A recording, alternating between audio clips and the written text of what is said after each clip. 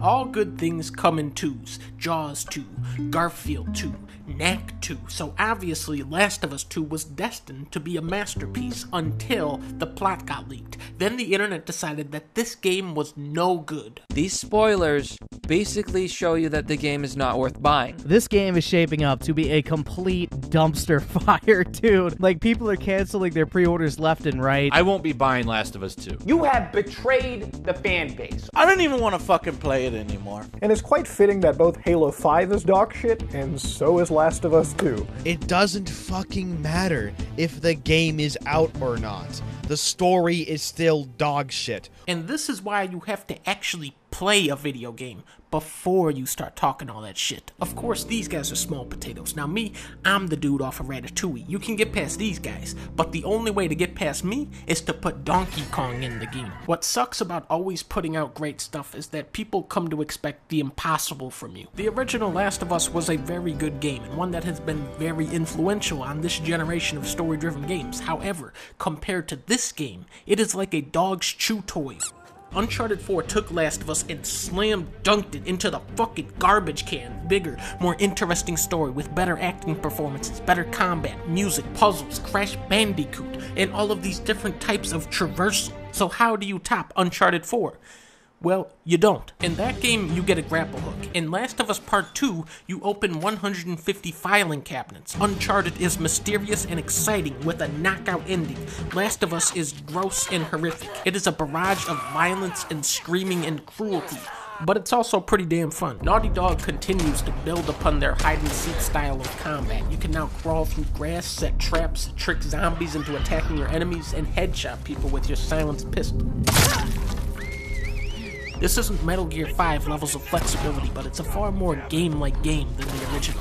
Levels are massive with tons of branching paths, and some of the encounters in this game are so sprawling and complicated that they could be tackled in 20 different ways. Eventually, though, you are going to get caught. Enemies can spot you pretty easily, and that's when you gotta throw a Molotov at somebody and run for cover. The less people searching for you, the easier it is to slip back into hiding. This is why I would often shoot everybody looking for me. The combat is fucking brutal. When you stab somebody, blood squirts out of their neck. The shotgun will just destroy someone's entire body. You have a bow and arrow that shoots dynamite.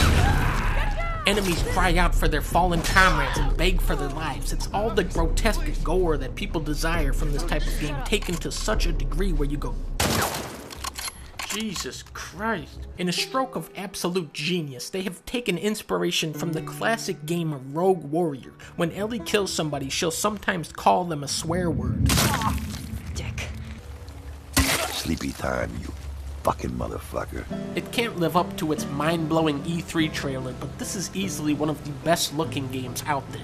The story is heavily reliant on actors and animators alike to bring these characters to life, and they do some incredible work. We've seen all sorts of US cities in video games: New York, Boston, San Francisco, New York, Chicago, Los Angeles. Even New York is in some games, but it's cool to see a place I'm actually familiar with realized in a game of this caliber. Seattle. Scrambled. Hey, what the fuck? That's supposed to be Cheesecake Factory. This game is ruined. Blizzards and thunderstorms heighten the tension. Sunlight peers through windows of abandoned storefronts. Trees and currents tear through the city and reinforce imagery of life and beauty slowly rising out of this world of darkness. People aren't mad about graphics or gameplay, though. They're mad about the story. So what do I think about this story, huh? You want to know what I think? It's a pretty good story. I haven't been this engaged by a video game story since Red Dead 2 and God of War. There are some bold twists in here, but they're all in service of a story that is still very faithful to the spirit of the original. This is a lengthy game that takes its time setting the stage and getting you invested in its characters, and then they all start killing each other.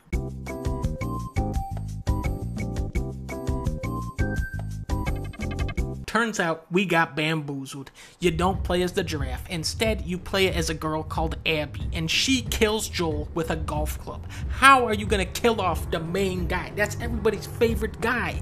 Honestly, I think Ellie should track down this Abby character and kill her, see how she likes it. Now that would be a good storyline. The truth is, I don't know why people are mad at this game, because they don't know why they're mad. Fans are obviously very attached to Joel as a character, and that's why killing him off is such a powerful way to ignite a revenge revenge story. I don't know anything about this Abby person, but you fucking killed Joel with golf of all sports? No way. I am coming to shoot this big dumb muscle bitch. And that's exactly what Ellie does. Like Uncharted, Last of Us 2 uses dual narratives to draw parallels and comparisons between its characters, though instead of laying them on top of each other, they're intersecting. Ellie's story is Uncharted 4 and Abby's story is Last of Us 1. Just like Nathan Drake's obsessive pursuit of treasure, Ellie's suicidal revenge mission puts her friends' lives in constant danger, and yet she keeps taking it further. Then, halfway through the game, everything resets. The clock turns back 3 days, and now you play as the villain, Abby, who is a hardened killer that starts to reconnect with her lost humanity thanks to the innocence of her child companion. Sound like anybody you know? It's obvious they are going to try and humanize and develop all of these characters now looking from the other side, and at first,